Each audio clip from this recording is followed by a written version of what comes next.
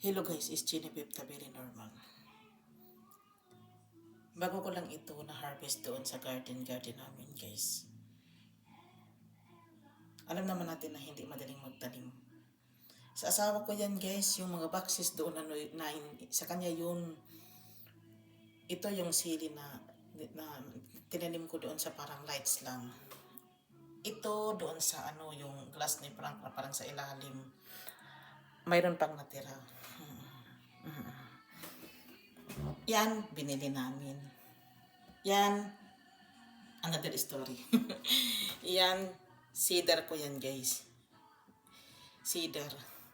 Yan, mga inimbento ko guys. Yan, dito na yun. Pero ito talaga yung gusto kong isabi sa inyo na bago ko lang napitas. Ito, pinitas ko na yan, tapos pahinugin ko, akin tanim talaga yan. Ito sa asawa ko guys.